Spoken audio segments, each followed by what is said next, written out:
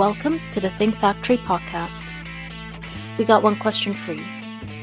What keeps you up at night?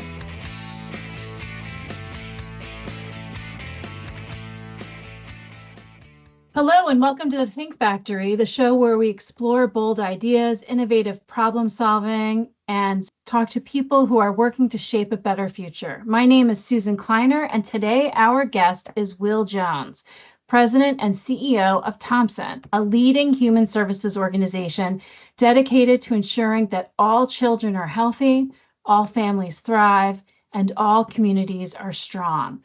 Will brings more than 3 decades of experience serving vulnerable children and families across the country. And under his leadership, Thompson has expanded into one of the most influential youth and family service providers in the Carolinas. Prior to Thompson, Will has been an advocate for and worked with vulnerable children, families, and communities in many states to improve life outcomes and provide opportunity to be successful despite barriers that those folks face. Will earned a bachelor's and master's degree from the University of Central Florida. And as we will discuss, his personal mission is deeply rooted in his own experiences and support systems that have helped him thrive. He channels his passion into advocating for vulnerable children and championing evidence-based trauma-informed approaches that strengthen families and communities. Thank you, Will, for being here. Yeah, thanks, Susan, for having me. I appreciate it. That was an earful. Yeah, it was an earful, but it was right. It was 100% correct. So you know. I'm starting to feel old. Well, and accomplished. So I guess that's a good thing. But it would be helpful to our audience. What is Thompson? And I know it has a long history. So, Yep. In a shortened version, tell me a little bit about Thompson and what they're doing now, where they came from, and your role. Yeah, absolutely. And I'll try to make it short and sweet. We're celebrating 140 years old. So we're no longer a newbie in the space for sure. Started as an orphanage 140 years ago this month, May 2026, here in the Charlotte, North Carolina area. And that was the foundation of the mission. And then it's that's what we were. And what we are today is totally different. We're no longer an orphanage. You don't hear much about orphanages anymore. We do some residential services, but we basically are now a high impact health and human service organization that currently does work well beyond Charlotte, North Carolina. We're actually doing missionary work in 5 southern states now: North Carolina, South Carolina, Tennessee, Kentucky, and the state of Florida. Primarily doing 3 things: prevention services for at-risk youth and families, mental health services, and foster care services in those states. And that's what we are today. About 600 employees, impacting about 5,000 lives a year. And we're in year 1 of our 5-year strategic plan. So I'll tell you about what we're going to be. If the work continues, we're going to be the biggest and best youth service organization in the southern United States, serving over 9,000 children a year in the next 4 years. So we're excited about where we've come, and even more excited about where we're going. Now, I know we talked a little bit, and that's amazing, right? To be around for so long and to continue to grow and have that kind of impact, you have so much to be proud of. I know that when you began with the organization in 2017, I think you were facing a number of challenges, and the organization has really thrived under your leadership. And without tooting your horn too much, can you just tell us a little bit about, what happened? And Yeah, absolutely. And I would actually say that the organization thrives despite my leadership, but okay. We'll see how it goes. But first and foremost, having a historical organization that's in the inner fabric of a community that had good asset base, a good foundation, or what a previous board member said to me once is like, it's got great bones.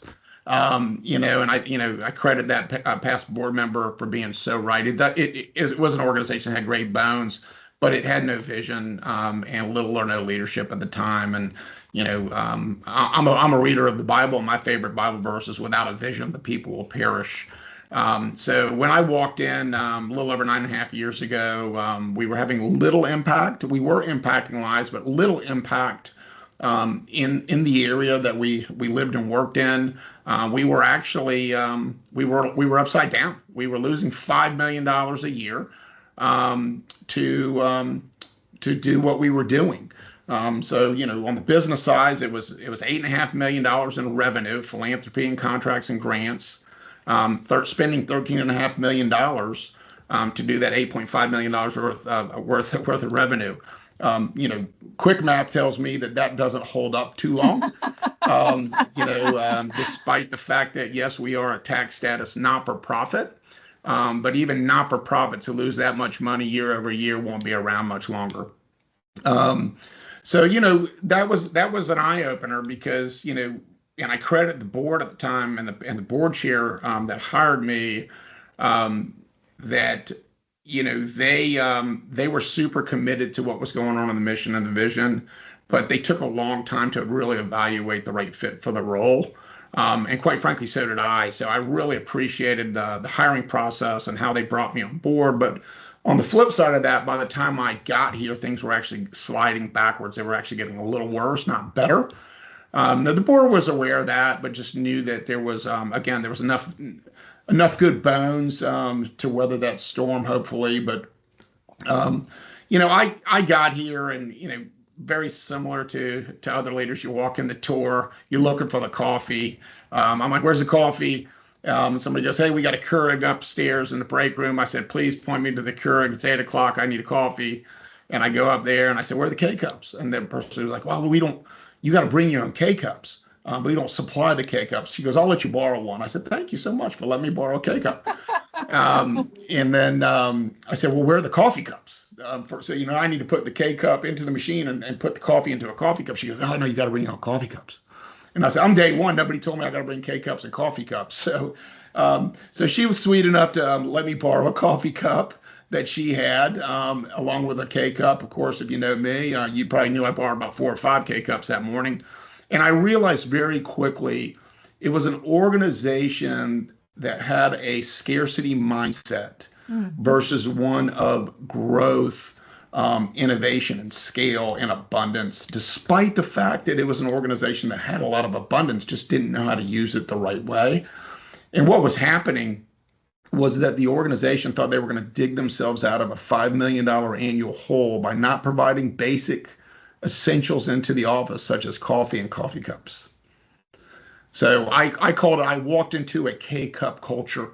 I've written about it. I've talked about it in the past. And the first thing I did right after that, I said, who's responsible for ordering supplies and coffee and those type of things? And I said, "Can I talk to that person right now?" And went to that person. His name's Danny Whitley. He's been with our mission for 37 years, our chief facilities officer, and a blessing to what we do. And he came in. I said, "Hey, I want coffee flowing in every office that Thompson operates now and into the future until the day I leave."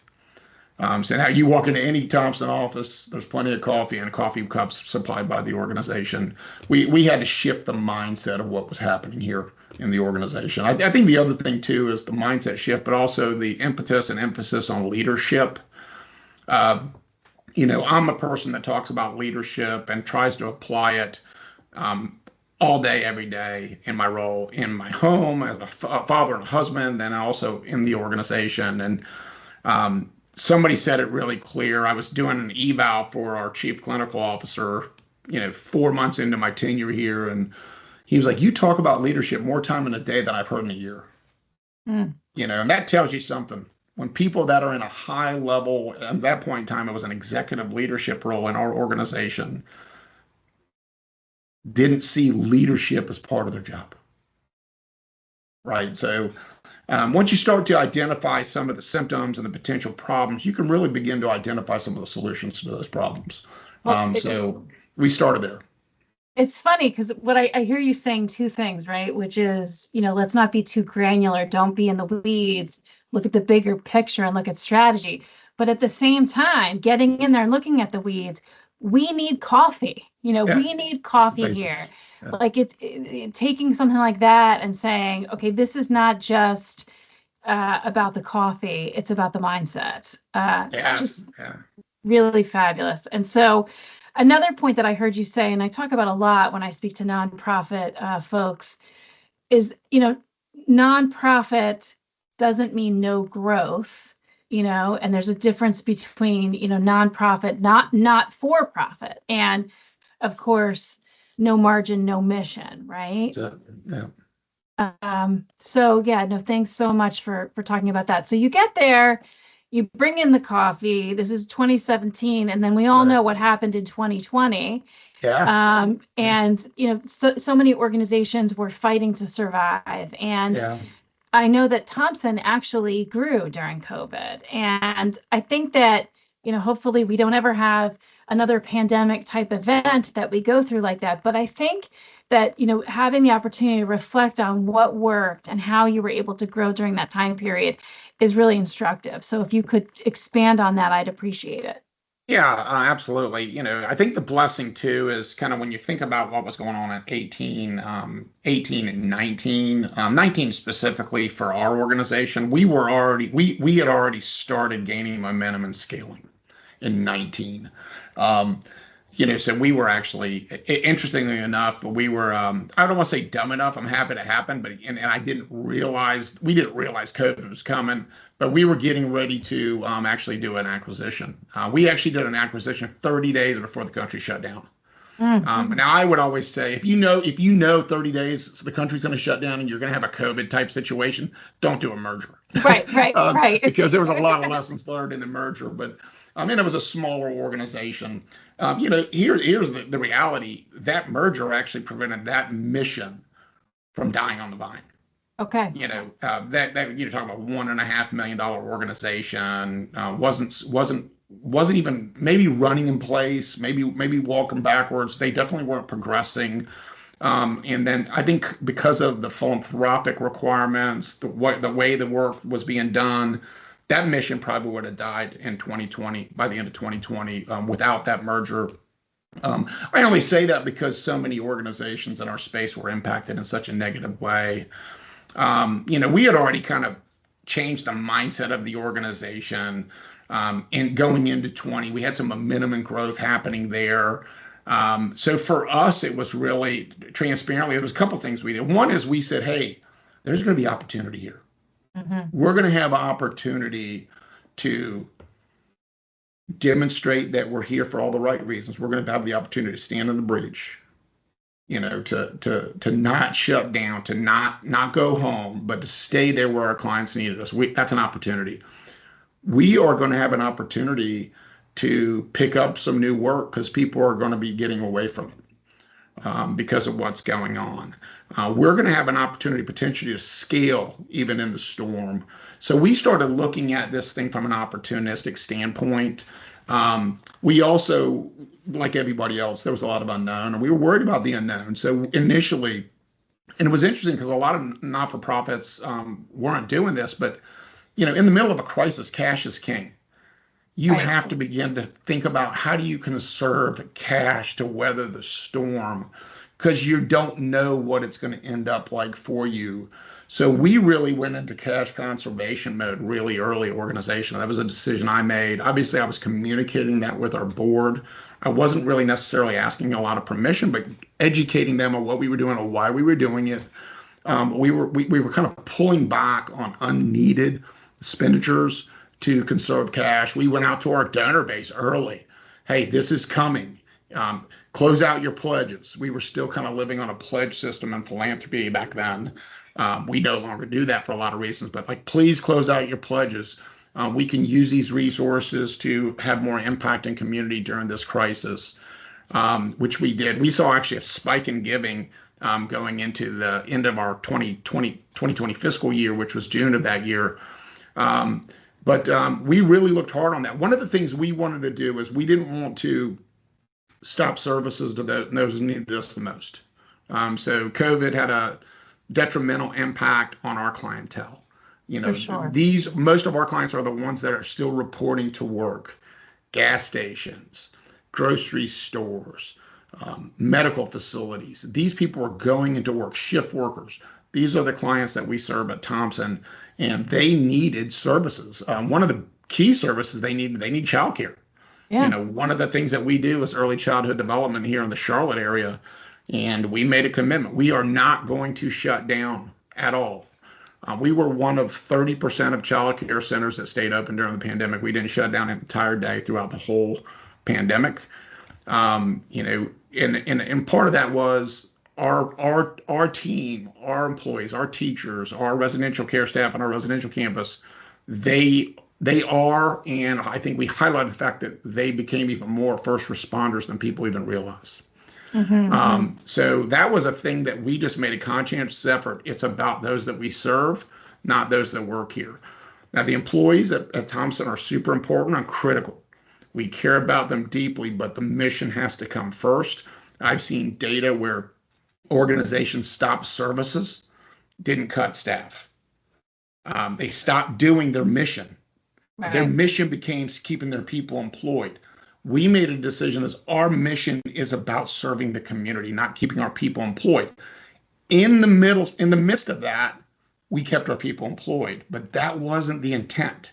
We didn't want to stop doing anything that we did because what we do is critical.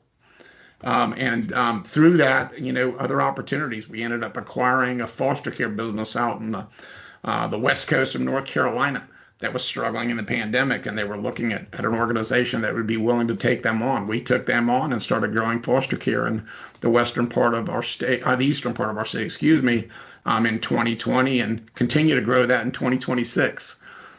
So those are obviously opportunities for us, but I think the biggest part was not necessarily what we were doing in 20, but how we were preparing in 18 and 19.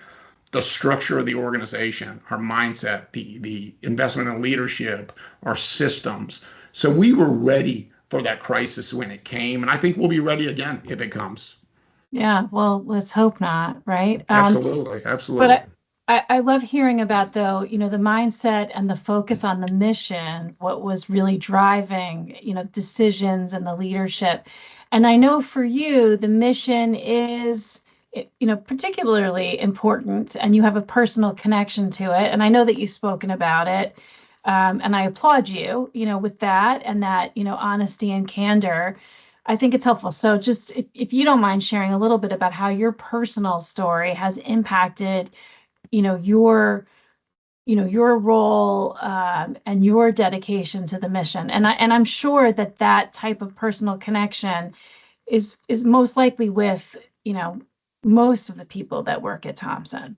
Yeah, absolutely. I think research shows us, because we're a health and human services not-for-profit, that probably about 85 to 95% of our employees have had their own high volume of adverse childhood experiences, ACEs, their own trauma in their lives, usually as children, and that's led to their calling, of doing what we do.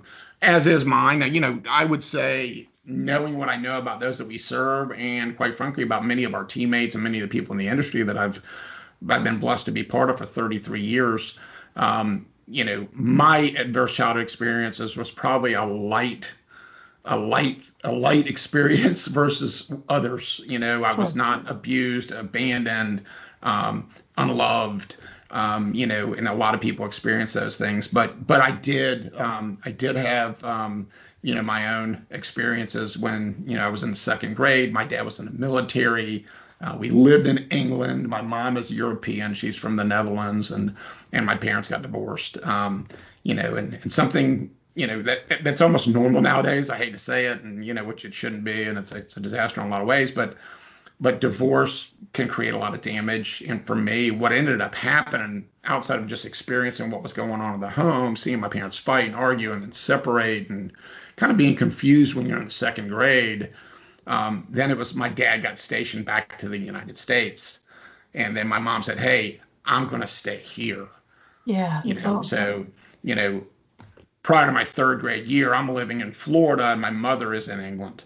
And obviously everybody knows how critical moms are, as our fathers, or they should be.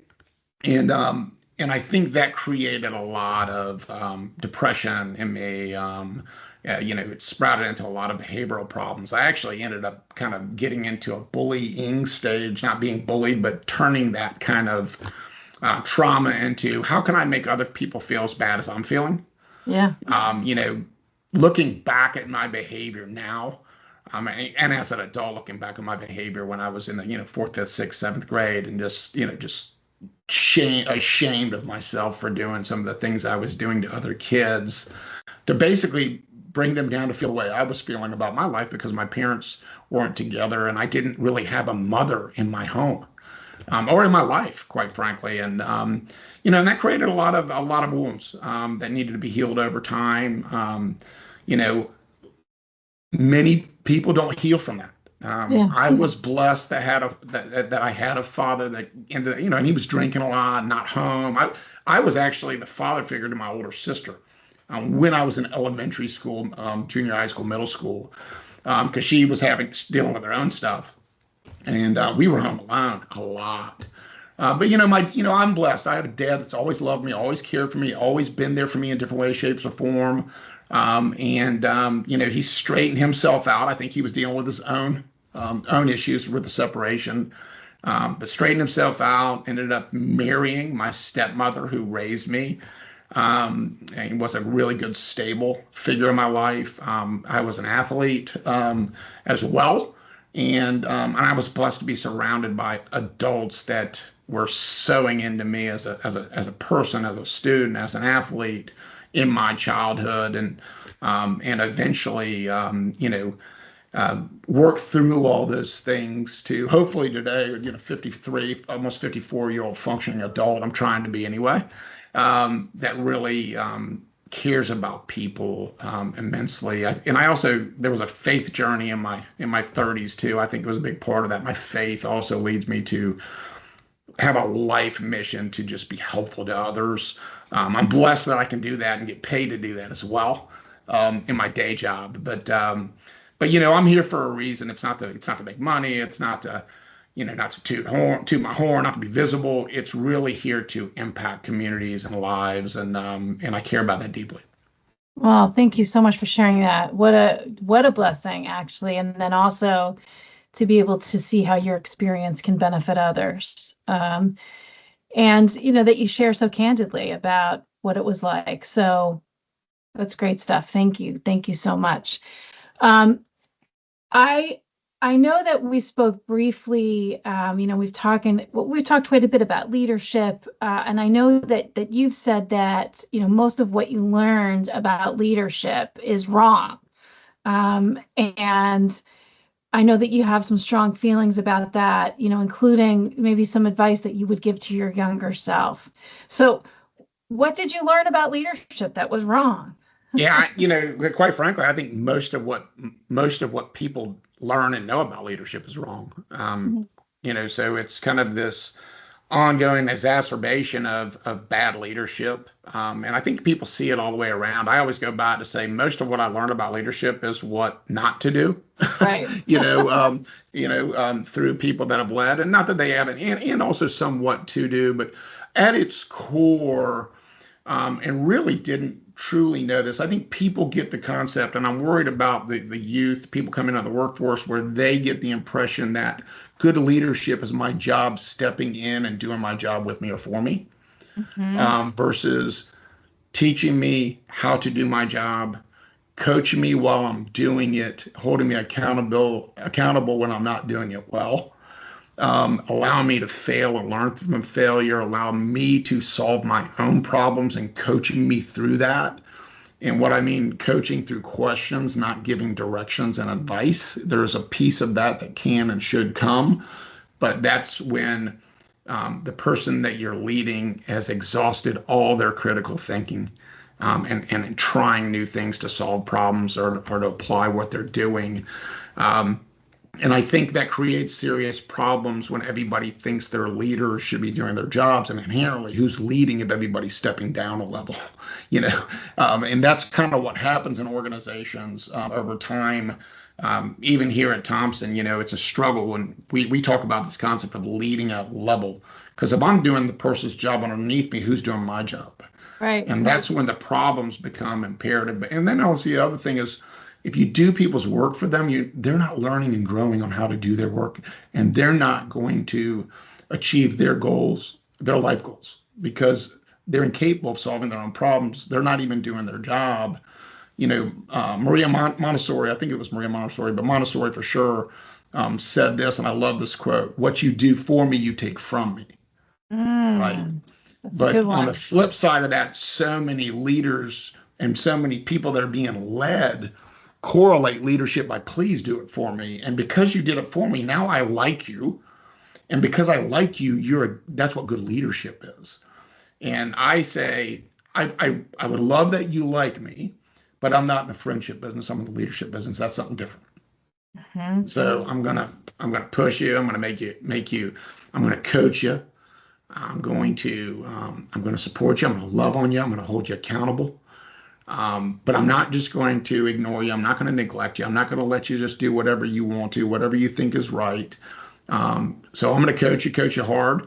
And there's a level of discomfort in that. And through that, you can choose to be coachable and get better, or chances are you're going to be uncoachable, not happy, and go somewhere else where your boss is doing your job for you. But just we don't do that. Oh, it's good stuff. Yeah. So you have to let people fail, Oh, right? absolutely. I mean, Let when them you fail fail. as many times as I fail a day, it would not be appropriate if I didn't let people I lead to fail. Right. I mean, and I think that failure, without failure, I mean, hopefully not colossal failure, there is no growth and there is no leadership. And man, it's hard sometimes though to let go, right? As a leader, and when you see it happening and you think, oh, you could fix that, and you could, Yeah, but like you said, who's doing your job then? yeah. Good leadership is unnatural. So you said it's hard to let go, right? Like, so, it's, you're going to have somebody else do something that's not going to do as good as you can do it. And it's going to take them 3 times longer to do it, Yeah. right? Like that's unnatural, right? You're going to allow them to attempt to solve their own problems, even though you think you may know the answer. But you got to allow them figure it out. Those things are unnatural and they take time. It's very hard, to your point. A lot of people go down to this. Well, I could just do it faster, so I did it. And then eventually. But here's what I always say, and I think this holds true. Find one text, one leadership text that tells you that's what good leadership is. And I challenged somebody to that, and she goes, "What about the Bible?" And the girl goes, "What about servant leadership?" And I said, "Even Jesus never casted the nets." Hmm. Right? Like that's not what good leadership is. There's no academic reference to doing somebody's job is what good leadership is. But Yeah. yet so many of us believe that. And when Well, we interview people at Thompson for leadership roles or leader roles, and they say, I said, what are you looking for in a leader? And these are for leadership roles, like so higher level leader. Well, somebody will come down and do the work with me when I need them to. oof. Well, automatically, you are not a cultural fit here. Well, That's like telling me it's okay for us to lose money. And if you do either of those things, you're not going to get hired. all right. So hopefully people that are applying for jobs at Thompson will listen to this podcast before they go in. Yeah, it's super interesting though, because I heard you say servant leadership, and I've spoken to other folks on this podcast about servant leadership, and maybe it's like improperly named, because a good servant leader is not the servant, right? So excellent stuff. I know that Thompson, in celebrating 140 years, has a bunch of celebrations, but there's also a new initiative, which I think is really key, focused on housing and how instrumental housing is. Just want to give a quick shout out to that. Tell me a little bit about what's going on. I know it's really exciting for your organization. Yeah, and I think it's a component of housing, but it's a home for every child. Here's the problem, and this holds up everywhere in the United States. It doesn't matter where you live. Some states are a little bit better than others, but generally speaking, as a number, I'll mention North Carolina specifically because this is where we do a bulk of this work. 10,000 children in foster homes, foster care and only 5,000 foster homes. That's 50% of the needed capacity. I would argue that's not even 50% of the needed capacity. You need more than a home for every child out there that's in foster care, which is, if you're not familiar with foster care, there's hundreds of thousands of children in our country, in the United States, that are removed from their home and placed into the foster care system. There are thousands and thousands of children that have no family-like setting to go into. So you heard a little bit about my trauma. Sometimes the system creates more trauma for somebody that's already been abused, neglected, and abandoned, because we don't have the needed capacity out there. So Thompson is aligning itself with several states that we work in, along with the federal government, on this initiative called A Home for Every Child. And what that means, we want to close the gap. We want to go from 50% to 75%. Maybe 100, maybe 120% of the need out there. But here's the issue. Most people don't know anything about the foster care system. They don't know it's a pandemic within itself in the United States. Foster care is bigger in the United States than it is in any other country. I think we got to ask ourselves why. But here's the call to action. There's a role for every single person in this country. You may not be called to foster. You may be called to foster, and if you do, reach out to us or others. But if you're not called to foster, you can do other things. You can help, you can volunteer, you can give, you can support. Again, $31 gives a foster kid a birthday cake, as an example, right? If you can't do that, call me and I'll personally challenge you. Everybody can do that. That's crazy. But there's a role for everybody in the United States. And here's the issue. If we rally together, we can solve a problem. And really, when you talk about my passion is a lot of people, philanthropists, donors, volunteers, organizations. We want to feel good, and that's good. Feeling good's great. And some of us want to do good, and doing good's great. But what I'm interested in is less about feeling good and doing good and more about solving community problems. So in our market, we have partnered with Tepper Sports and Entertainment. We have the Charlotte Football Club, Major League Soccer team here, to really kind of shed light on what's happening in our state, our community, and try to communicate that awareness and activate the community to lean in. Again, everybody can do something. Give up a cup of coffee a day. Most of us are drinking 4 or 5. Put $3 aside. Do something with that. Give your time, give your treasure, give your talent, give your heart above all things. Well, that certainly is inspirational. I'll definitely be looking forward to hearing more about Thompson and the great things that you're doing and solving problems, right? So we ask every guest on the Think Factory this one question: what keeps you up at night? Transparently, I've been asked that question. As you probably imagine, when you're in your 50s, you get asked that question a lot. Nothing keeps me up at night, transparently. But the things that worry me, a couple of things worry me. One is the complete lack of leadership everywhere. And it doesn't matter what sector you're in. I mean, I've coached bank executives in a car ride for 2 hours, and I said, "How much leadership development do they give you?" What? None. Right. I think leadership, focus on leadership for our youth all the way up to executives and leaders. There's a real gap there. I think we see that in some of our government. I mean, transparently. So that concerns me as a human being, the lack of complete and utter leadership that I see everywhere, and the emphasis on learning and growing and being better is a concern. It's a concern for my kids and my future grandkids, really. And I think one other thing that concerns me is not-for-profits, transparently. And, I think everybody's well-intended, but I think there's too many not-for-profits. And I think we're oversaturated. And I think a lot of people are trying to do good and trying to feel good, and no problems are getting solved. And that's not good for the society. So interesting. Well, I want to thank you so much, Will, for joining us on this episode of the Think Factory.